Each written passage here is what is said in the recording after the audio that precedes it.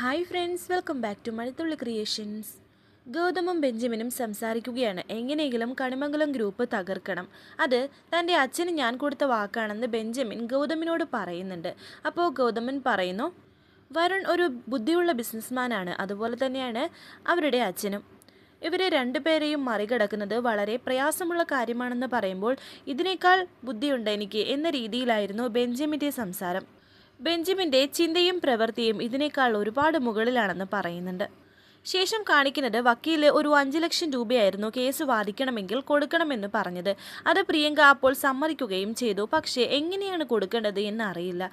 അതിനെപ്പറ്റി സംസാരിച്ചിരിക്കുകയാണ് പ്രിയങ്കയും സുകുമാരിയമ്മയും. കോടിക്കണക്കിന് രൂപയാണ് അക്കൗണ്ടിൽ വന്നത്, അതെല്ലാം ദിവസങ്ങൾ കൊണ്ട് തൊലഞ്ഞു എന്നൊക്കെ പ്രിയങ്ക പറയുമ്പോൾ സുകുമാരിയമ്മ പറയുന്നു, ഒഴുകിപ്പോയ വെള്ളത്തെക്കുറിച്ച് സംസാരിച്ചിട്ട് ഒരു കാര്യമില്ല, നടക്കാനുള്ള കാര്യം പറയേ.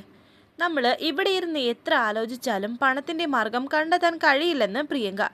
കുറഞ്ഞ തുക വല്ലതുമാണെങ്കിൽ അഭിമാനം നോക്കാതെ തന്നെ ദേവനോട് ചോദിക്കാമായിരുന്നു. പക്ഷേ ഇതങ്ങനെയല്ലല്ലോ, ലക്ഷ്യങ്ങളല്ലേ എന്നൊക്കെ സുകുമാരിയമ്മ പറയുമ്പോൾ പ്രിയങ്ക പറയുന്നുണ്ട്, ആ തുക അച്ഛൻ തന്നാലോ എന്ന്. എങ്ങനെയെന്ന് സുകുമാരിയമ്മ ചോദിക്കുമ്പോൾ പ്രിയങ്ക പറയുന്നു, അച്ഛൻ തരും. അച്ഛൻ തരുന്ന രീതിയിൽ ചോദിക്കാനൊക്കെ എനിക്കറിയാം, മുത്തശ്ശി വന്നേ സംസാരിക്കാനുള്ള രീതിയൊക്കെ എനിക്കറിയാം എന്ന് പ്രിയങ്ക പറയുന്നുണ്ട്. അങ്ങനെ മുത്തശ്ശിയെ നിർബന്ധിച്ച് വിളിക്കുകയാണ് അച്ഛൻ്റെ അരികിലേക്ക് പോകാൻ, ഈ കാര്യത്തെപ്പറ്റി സംസാരിക്കാൻ. തന്ത്രി ഭക്ഷണം കഴിച്ചുകൊണ്ടിരിക്കുകയായിരുന്നു. അച്ഛനോട് എനിക്കൊരു കാര്യം പറയാനുണ്ട് എന്ന് പ്രിയങ്ക. എനിക്ക് കേൾക്കാൻ താല്പര്യമില്ലെന്ന് തന്ത്രി പറയുമ്പോൾ പ്രിയങ്ക പറയുന്നു, ഞാൻ എല്ലാവർക്കും ഒരു ശല്യമാണെന്നല്ലേ പറയുന്നത്, ആ ശല്യം ഒഴിവാക്കുന്ന കാര്യമാണ് പറയുന്നത്.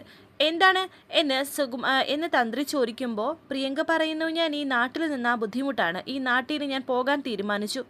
എന്നെ പേടിച്ച് ആരും പേടിച്ചിരിക്കേണ്ട, ഞാൻ വിദേശത്തേക്ക് ഒരു വിസ പറഞ്ഞിട്ടുണ്ട്, അത് ശരിയായ ഞാൻ പോകും. ആരോട് ചോദിച്ചിട്ടാ ഈ തീരുമാനം എന്ന് യശോർ ചോദിക്കുമ്പോൾ പ്രിയങ്ക പറയുന്നു, ഞാൻ ഇവിടെ നിൽക്കുന്നത് അമ്മയ്ക്ക് ഇഷ്ടമാണോ, അച്ഛന് ഇഷ്ടമാണോ, അതുകൊണ്ടാണ് ഞാൻ അങ്ങനെ തീരുമാനിച്ചത്. എതിർപ്പ് പറയാൻ നിൽക്കണ്ട.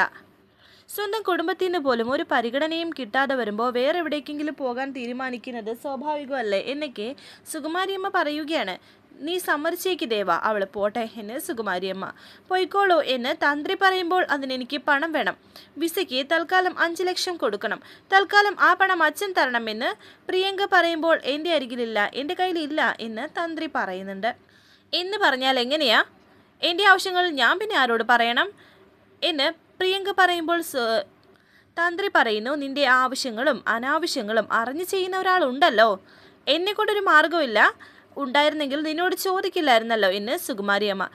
പട്ടിണിക്കാരനായ ഒരാളാണ് ഞാൻ, എന്നെ സംബന്ധിച്ച് 5 ലക്ഷം രൂപ വലിയൊരു തുകയാണ്, കണ്ടെത്താൻ ശ്രമിക്കാം എന്ന് പോലും ഞാൻ പറയില്ല, എന്നെക്കൊണ്ടതിന് നിവർത്തിയില്ല, എനിക്ക് പണം കിട്ടണം, കിട്ടിയേ പറ്റൂ, അച്ഛനോട് പറയേ അമ്മേ എന്നൊക്കെ പ്രിയങ്ക പറയുന്നു. അമ്മ അറിയാത്ത സമ്പാദ്യം അച്ഛൻ്റെ കയ്യിലില്ല എന്ന് യശോദ പറയുമ്പോൾ പ്രിയങ്ക പറയുന്നു, എനിക്ക് അത്യാവശ്യമായി പണം കിട്ടിയേ പറ്റൂ, നാളെ കൊടുക്കണം, പിന്നെ ഞാൻ നിങ്ങളെ ആരെയും ശല്യപ്പെടുത്താൻ വരില്ല, പിന്നെ നിങ്ങൾ ഇഷ്ടം പോലെ ജീവിച്ചോ, പിന്നെന്താ, ഞങ്ങളുടെ ഇഷ്ടം പോലെ ജീവിക്കുന്നതിൻ്റെ കൂലിയാണോ ഈ 5 ലക്ഷം രൂപ, അതോ ഈ 5 ലക്ഷം രൂപ കൊണ്ട് രാധികയും വരുണിനെയും കൊടുക്കാനുള്ള വല്ല പദ്ധതിയും ഒരുക്കുന്നുണ്ടോ രണ്ടുപേരും കൂടി. ഇത് കേട്ട പ്രിയങ്ക പറയുന്നുണ്ട്, അച്ഛൻ വെറുതെ അനാവശ്യം പറയരുത് മോളെ, നിന്നെ അച്ഛൻ മനസ്സിലാക്കാൻ തുടങ്ങിയിട്ട് കുറേ നാളുകളായി. ഈ പണം കൊണ്ട് നിനക്ക് വിദേശത്ത് പോകാനല്ല, എൻ്റെ മകളുടെ ജീവിതം ഇല്ലാതാക്കാനാണ്, അതിനുവേണ്ടി ഒരു രൂപ പോലും നിനക്ക് ഈ വീട്ടിന് കിട്ടുമെന്ന് വിചാരിക്കേണ്ട. ഇവളെ ഞാനും യശോദയും 2ാം തരക്കാരിയായി കാണുന്നു എന്നല്ലേ അമ്മയുടെ വിചാരം, ഒരു മകളുടെ സ്നേഹം കൊടുക്കാത്തോണ്ടല്ലേ അമ്മയുടെ വിരോധം.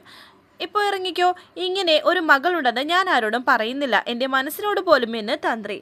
അച്ഛ, എല്ലാം കോംപ്രമൈസ് ചെയ്യാമെന്ന് ഞാൻ അച്ഛനോട് പറഞ്ഞതല്ലേ, അതുപോലും അച്ഛൻ സ്വീകരിക്കില്ലല്ലേ, എങ്കിൽ പിന്നെ ഞാൻ കാണിച്ചു തരാം, അച്ഛൻ പറഞ്ഞ മോളുടെ ജീവിതം എന്താണെന്ന് ഞാൻ തീരുമാനിക്കുമെന്ന് പ്രിയങ്ക. തീരുമാനിച്ചോളൂ.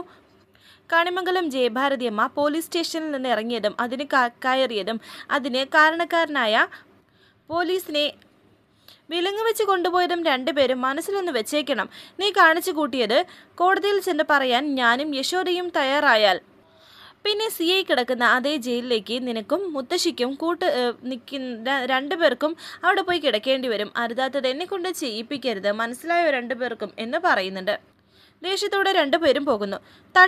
തട്ടിപ്പാണ്. മുത്തശ്ശിയും മകളും തീരുമാനിച്ചുറപ്പിച്ച തട്ടിപ്പാണത്. 5 ലക്ഷം രൂപയല്ല 50 ലക്ഷം രൂപ കൊടുത്താലും അവള് ഈ നാട്ടിൽ നിന്ന് പോകില്ല എന്ന് തന്ത്രി. അമ്മ പറഞ്ഞു കൊടുത്ത ബുദ്ധിയായിരിക്കും. ഒരിക്കലും ഇവര് നന്നാവില്ല അല്ലേ ദേവേട്ട എന്ന് യശോദയും പറയുന്നു. അവരെ പറഞ്ഞിട്ട് കാര്യമില്ല എന്നൊക്കെ തന്ത്രി പറയുന്നുണ്ട്. ശേഷം കാണിക്കുന്നത് വരുണിന് ജ്യൂസ് കൊണ്ട് കൊടുക്കുകയാണ് രാധിക. വരുണിന് ജ്യൂസ് കൊടുത്തിട്ട് അപ്പോൾ തന്നെ ഒരു ഗ്ലാസ് ഒറ്റ ശ്വാസത്തിന് കുടിക്കുകയാണ് രാധിക. കുടിച്ചില്ല എന്ന് രാധിക പെട്ടെന്ന് കുടിച്ചു കഴിഞ്ഞിട്ട് ചോദിക്കുകയാണ് വരുണിനോട്. എന്നാൽ വരുൺ ഇങ്ങനെ നോക്കി നിൽക്കുകയായിരുന്നു രാധികയെ. വരുൺ പറയുന്നു, എന്തായാലും ഞാൻ ഇങ്ങനെ കുടിക്കില്ല. ആ തണുപ്പ് ശരീരത്തിൽ ചെന്നപ്പോൾ എന്തൊരു സുഖമാണ് എന്ന് രാധിക പറയുമ്പോൾ വരുൺ പറയുന്നു, ആ ചിരി കണ്ടാലേ അറിയാം. അതെ, മനസ്സമാധാനം ഉണ്ടാകുമ്പോൾ എന്തെങ്കിലും കുടിക്കുകയും കഴിക്കുകയും ചെയ്യുമ്പോഴും അത് ഇല്ലാത്തപ്പോൾ ചെയ്യുമ്പോഴും നല്ല വ്യത്യാസമുണ്ട്. മനസ്സിന്റെ പേടി മാറി അല്ലേ? എന്ത് പേടിയെന്ന് രാധിക ചോദിക്കുമ്പോൾ വരുൺ പറയുന്നു, സുകുമാരി മുത്തശ്ശി പോയില്ലേ, പ്രിയങ്ക പോയില്ലേ, അതാണ് ഞാൻ പറഞ്ഞത്. എനിക്കവരെ പേടിയായിരുന്നു എന്ന് ആരാ പറഞ്ഞത്? എനിക്കവരൊരു ശല്യമായിരുന്നു എന്ന് രാധിക. അയ്യോ, ഒട്ടും പേടിയില്ലായിരുന്നോ എന്ന് വരുൺ ചോദിക്കുമ്പോൾ രാധിക പറയുന്നു, ഇല്ല എന്ന് പറഞ്ഞാൽ ഇല്ല. അങ്ങനെ ഇപ്പോൾ രാധിക ഒരു സ്റ്റൂൾ അങ്ങോട്ട് നീക്കിയിട്ടിട്ട് ഷെൽഫിന് മുകളിൽ കയറുകയാണ്. എന്താ വേണ്ടത്? ഞാൻ എടുത്തു തരാമെന്ന് വരുൺ പറയുമ്പോൾ രാധിക പറയുന്നുണ്ട്, എന്നിട്ട് ഒരു സ്റ്റൂളിൽ പോലും എനിക്ക് കയറാൻ പേടിയാണെന്ന് പറയാനല്ലേ, ഞാൻ എടുത്തോളാം. വരുൺ അടുത്തേക്ക് പോയി. എന്നിട്ട് പറയുന്നു, എടോ വെറുതെ റിസ്ക് എടുക്കേണ്ടത്, ഞാനൊന്ന് എടുത്തു നോക്കട്ടെ എന്ന് പറഞ്ഞ് ഷെൽഫ് തുറക്കുകയാണ് രാധിക. എന്തായാലും അത് കൊള്ളാം. വീട്ടിൽ നിന്ന് രണ്ടുപേരും പുറത്ത് ഇറങ്ങിപ്പോയി കഴിഞ്ഞാൽ ഇങ്ങനെ ഒരാൾക്ക് മാറ്റം വരിക. ചുമ്മാ അത് തന്നെ പറഞ്ഞുകൊണ്ടിരിക്കാതെ, ഞാൻ പറഞ്ഞല്ലോ എനിക്ക് മുത്തശ്ശിയോ പ്രിയങ്കയോ ഒരു പേടിയില്ല എന്ന് രാധിക പറയുന്നു. വരുൺ രാധികയ്ക്ക് ഒരു പണി കൊടുക്കാൻ തീരുമാനിച്ചു. എൻ്റെ പ്രിയങ്ക, എന്താ നീ ഇങ്ങോട്ട് പോകുന്നത് എന്ന് തിരിഞ്ഞു നിന്ന് വരുൺ പറയുന്നു. പെട്ടെന്ന് രാധിക ഒന്ന് ഭയന്നിട്ട് താഴെ സ്റ്റൂളിൽ നിന്നും താഴെ വീണ് പോയി. കാലൊന്ന് മടങ്ങുകയും ചെയ്തു. വരുൺ ചിരിക്കുകയാണ്. കാലൊളിക്കെന്നാ തോന്നുന്നത് എന്ന് രാധിക പറയുമ്പോൾ വരുൺ രാധിക ഇങ്ങനെ എടുക്കുന്നുണ്ട്. എന്നിട്ട് കട്ടിലിൽ കൊണ്ടുപോയി ഇരുത്തി. ധൈര്യശാലി എന്ന് പറഞ്ഞ് രാധികയോട് സംസാരിക്കുകയാണ് വരുൺ. ആ പേര് കേട്ടപ്പോഴേ താഴേക്ക് നീ ചാടി എന്ന് പറയുന്നു. എൻ്റെ കാല് നല്ല വേദനിച്ചു എന്നൊക്കെ രാധിക പറയുന്നു. വലത്തെ കാലിലായിരുന്നു വേദന. അങ്ങനെ വലത്തെ കാല് രാധിക വരുണിൻ്റെ മടിയിലേക്ക് ഇങ്ങനെ എടുത്തു വെച്ച് കൊടുക്കുന്നുണ്ട്. മസാജ് ചെയ്ത് കൊടുക്കുകയാണ് വരുൺ. അങ്ങനെ അവർ പ്രണയത്തോടെ ഇരുന്ന് സംസാരിക്കുകയാണ്. അങ്ങനെ അവരുടെ കുറേ നിമിഷങ്ങൾ ശേഷം കാണിക്കുന്നത് ശ്യാമ കുറേ ഫയലുകളൊക്കെ എടുത്ത് നോക്കുകയാണ്. അമൃത അവിടേക്ക് വന്നിട്ട് ചോദിക്കുന്നു, ഇപ്പോൾ എന്താ ഒരു കണക്ക് നോക്കലെന്ന്. എൻ്റെ മൊത്തത്തിൽ എത്ര സ്വത്തുക്കൾ ഉണ്ടെന്ന് നോക്കിയതായിരുന്നു എന്ന് ശ്യാമ ഇങ്ങനെ പറയുമ്പോൾ അമൃത ചോദിക്കുന്നു, അതെന്താ ഇപ്പോൾ ഒരു നോക്കല്? എല്ലാത്തിനും ഒരു തീരുമാനം എടുക്കണ്ടേ? പെട്ടെന്ന് എനിക്ക് എന്തെങ്കിലും സംഭവിച്ചു പോയാൽ അതിൻ്റെ രാധിക മോൾക്ക് കിട്ടുമെന്ന് ഉറപ്പാക്കണ്ടേ എന്ന് ശ്യാമ പറയുമ്പോൾ അമൃത പറയുന്നു, അതെന്താ അങ്ങനെ? രാധിക മോള് ദുഃഖിക്കാൻ ഇടവരരുത്. രാധിക മോളുടെ പേർക്ക് ഞാൻ സ്വത്തുക്കൾ എഴുതി വയ്ക്കാൻ തീരുമാനിച്ചു. നിയമപരമായി അങ്ങനെയൊരു കാര്യം നടക്കില്ല. ശ്യാമയുടെ സമ്പാദ്യങ്ങൾ മുഴുവനും ശ്യാമ ആർക്ക് കൊടുക്കാൻ തീരുമാനിച്ചോ അയാളും കൂടി രജിസ്റ്റർ ഓഫീസിലേക്ക് വരേണ്ടതല്ലേ? എങ്കിലല്ലേ രജിസ്ട്രേഷൻ പൂർണ്ണമാവുള്ളൂ. അങ്ങനെയൊരു കാര്യത്തിന് രജിസ്റ്റർ ഓഫീസിലേക്ക് ശ്യാമ രാധികയെ വിളിച്ചാൽ ശ്യാമയുടെ മകളാണെന്ന് കണ്ടെത്തില്ലേ? ആ നിമിഷം രാധിക സ്വത്ത് നിഷേധിച്ചാലോ എന്ന് അമൃത. എങ്ങനെയൊക്കെ നോക്കിയാലും രാധിക ശ്യാമയെ സ്വന്തം മകളായിട്ട് അംഗീകരിക്കുന്ന വരും. അന്ന് ഇതൊക്കെ ചെയ്താൽ മതി. അന്ന് പിന്നെ ഏതെങ്കിലും ഒരു അഡ്വക്കേറ്റിനെ വിളിച്ചു വരുത്തിയിട്ട് ഈ സ്വത്തുക്കളെല്ലാം രാധികയ്ക്കാണെന്ന് ഉറപ്പ് വരുത്തണം. അതാണ് പ്രാക്ടിക്കൽ എന്നൊക്കെ പറയുന്നു. അപ്പോൾ പറ്റുമെങ്കിൽ അങ്ങനെ ഒരു വിൽപത്രമെങ്കിലും ചെയ്തു വയ്ക്കാമെന്ന് ശ്യാമ പറയുന്നു. തീർച്ചയായിട്ടും അതാണ് നല്ലതെന്ന് അമൃത. മോളുടെ കാര്യത്തിൽ ഞാൻ കുറച്ച് ആവേശം കാണിക്കുവാണെന്ന് ഏടത്തിക്ക് തോന്നുന്നുണ്ടോ എന്ന് ചോദിക്കുന്നുണ്ട്. സ്വത്തും പറമ്പും വിട്ടുകൊടുക്കുക എന്ന് പറഞ്ഞാൽ അതിൽ എഴുത്തി താമസിക്കുന്ന വീടും പറമ്പൊന്നും ഇല്ല കേട്ടോ, അത് മാറ്റിയിട്ടുണ്ട്. പിന്നെ എൻ്റെ ചുറ്റിലും നിന്നവർക്ക് എല്ലാം സുഖമായി ജീവിക്കാനുള്ള കാര്യങ്ങൾ ചെയ്തതിന് ശേഷം മാത്രമേ രാധികയ്ക്കുള്ള സ്വത്ത് എഴുതി വെക്കൂ എന്ന് ശ്യാമേ, എനിക്ക് നീ മനസ്സിൽ എന്തോ നീക്കി വെച്ചിട്ടുണ്ട്. അതിൻ്റെ പേരിൽ ഞാൻ അല്പം സന്തോഷിച്ചോട്ടെ എന്ന് കരുതിയെങ്കിൽ അത് വേണ്ട. നിഴല് പോലെ നിന്റെ കൂടെ നടക്കുന്നതിന് ഒരു രൂപ പോലും ഏട്ടത്തി പ്രതീക്ഷിക്കുന്നില്ല. ഏട്ടത്തിക്ക് അത് വേണ്ട. ഇത്രയ്ക്ക് നാടറിയുന്ന ശ്യാമയ്ക്ക് കൂട്ടുവരാനും സംസാരിക്കാനുള്ള അവസരം എനിക്ക് കിട്ടുന്നില്ലേ? അതിൽ കൂടുതൽ എനിക്ക് എന്താ വേണ്ടത്? നല്ല അസല് സ്നേഹത്തിൻ്റെ പത്രമാറ്റ് സ്വർണ്ണ തൂക്കം മതി എന്നൊക്കെ ഇങ്ങനെ പറയുന്നുണ്ട് അമൃത. അത് എത്ര കാലം വേണമെങ്കിലും ഉണ്ടാകുമെന്നും അമൃത പറയുന്നു. ശേഷം വീണ്ടും രാധികയെ കാണിക്കുകയാണ്. രാവിലെ ആണെങ്കിൽ വരുൺ കുളിച്ചുകൊണ്ടിരിക്കുകയായിരുന്നു ബാത്റൂമിൽ. ആ സമയത്ത് ഇങ്ങനെ മൂളിപ്പാട്ടൊക്കെ പാടി തുണി മടക്കി വെച്ചുകൊണ്ടിരിക്കുകയാണ് പുറത്ത് മുറിയിൽ നിന്ന് രാധിക. ഇത് വരുൺ കേൾക്കുന്നു.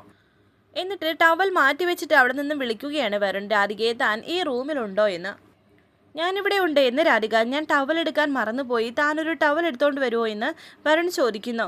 കുളിക്കാൻ പോകുമ്പോൾ ആരെങ്കിലും ടവൽ എടുക്കാതെ പോകുമോ? അതെന്തൊരു മറതിയാ എന്നൊക്കെ രാധിക ചോദിക്കുന്നു. എടോ പറ്റിപ്പോയി, പെട്ടെന്ന് എടുത്തോണ്ട് വാ എന്ന് വരുൺ. മറവി കുറച്ച് കൂടുന്നുണ്ടെന്ന് പറഞ്ഞ് രാധിക ടവൽ എടുക്കുന്നു. അങ്ങനെ ടവൽ കൊടുക്കാൻ നോക്കിയപ്പോൾ പെട്ടെന്ന് രാധികയെ വരുൺ കൈ പിടിച്ച് അകത്തേക്ക് കയറ്റി. എന്തായി കാണിക്കുന്നത് എന്നൊക്കെ രാധിക പറയുന്നുണ്ട്. രാധികയെ ഷവറിൻ്റെ അരികിൽ നിർത്തിയിട്ട് വീണ്ടും ഷവർ തുറക്കുകയാണ് വരുൺ. അങ്ങനെ രണ്ടുപേരും കൂടി ഇങ്ങനെ നനയുന്നുണ്ട്. അങ്ങനെ അവർക്കിടയിൽ ഒരു റൊമാൻസ്. ശേഷം കാണിക്കുന്നത് പണം കിട്ടാതെ വല്ലാത്തൊരു ടെൻഷനിൽ തന്നെയാണ് പ്രിയങ്കയും സുകുമാരിയമ്മയും. എല്ലാവരുടെയും മുന്നിൽ തോറ്റു പോകുന്നതിനേക്കാൾ നല്ലത് ചത്ത് കളയുന്നതാണ്. കയ്യിൽ കാശുമില്ല, കൂട്ടു നിൽക്കാൻ ആളുമില്ല. എടി എല്ലാവരും കൂടി വലിഞ്ഞു മുറുകിക്കൊണ്ടിരിക്കുകയാണ് നമ്മളെ. എൻ്റെ ഈ കാതി കിടക്കുന്ന കമ്മൽ വിറ്റാൽ ആ വക്കീലിനെ കൊണ്ടുപോയി കൊടുക്കാം. കേസ് തുടങ്ങി വയ്ക്കാൻ എന്തെങ്കിലും ചെയ്യാം. പിന്നെ ബാക്കി തുടങ്ങാൻ പറ്റിയില്ലെങ്കിൽ കൊടുത്തതും പോകുമെന്ന് മുത്തശ്ശി പറയുമ്പോൾ പ്രിയങ്ക പറയുന്നു, എനിക്കൊരു ഐഡിയ. പണത്തിനുള്ള വഴി കണിമംഗലത്ത് തന്നെയുണ്ട്. പണ്ട് വരുണിനെ ഭീഷണിപ്പെടുത്തി ഒരു തുക വാങ്ങിച്ചതല്ലേ, അതുപോലെ ഇനിയും ചോദിക്കാനാണോ പ്ലാൻ എന്ന് സുകുമാരിയമ്മ. അതൊന്നുമല്ല, എൻ്റെ കുറച്ച് സ്വർണം കണിമംഗലത്തിരിക്കുകയല്ലേ, അത് കിട്ടിയാൽ തൽക്കാലം നമ്മുടെ കാര്യങ്ങൾ നടക്കും. അന്ന് നീ പോയപ്പോൾ കുറേ എടുത്തതല്ലേ എന്ന് പറയുന്നുണ്ട് സുകുമാരിയമ്മ. എടുത്തതാണ്, പക്ഷേ എല്ലാം എടുക്കാൻ സാധിച്ചില്ല. ഒരു ആഭരണപ്പെട്ടി ഇപ്പോഴും അവിടെ തന്നെയുണ്ട്. അത് എൻ്റേതല്ലേ, ചോദിച്ചാൽ അവർ തരേണ്ടതല്ലേ എന്ന് പ്രിയങ്ക. നീ നേരിട്ട് ചെന്ന് ചോദിച്ചാൽ അത് തരുമെന്ന് നിനക്ക് തോന്നുന്നുണ്ടോ എന്ന് മുത്തശ്ശി ചോദിക്കുമ്പോൾ ചോദിക്കണം മുത്തശ്ശി, ഇല്ലെങ്കിൽ കേസ് കൊടുക്കണം എന്നൊക്കെ പറയുന്നുണ്ട് പ്രിയങ്ക. ഫോൺ എടുത്ത് കറക്കി വിളിച്ചാൽ കൃത്യമായി എടുക്കാൻ ഇപ്പോൾ ആ സിഐ ഇല്ല. ബാക്കിയുള്ളവരുടെ മുന്നിൽ ചെന്ന് പെട്ടാൽ എന്താണ് സംഭവിക്കുകയെന്ന് പോലും അറിയാലോ കണിമംഗലത്തുകാർക്കും ആ ഫിദയ്ക്കും പോലീസുകാരോടുള്ള പിടി എന്നൊക്കെ പ്രിയങ്കയോട് പറയുകയാണ് സുകുമാരിയമ്മ. അപ്പോൾ പ്രിയങ്ക ചോദിക്കുന്നു, പിന്നെ എന്ത് ചെയ്യും മുത്തശ്ശി എന്ന്. വരാനിരിക്കുന്ന പുതുപുത്തൻ എപ്പിസോഡുമായി വീണ്ടും കാണാം. Thank you for watching. Please subscribe, like, share my channel.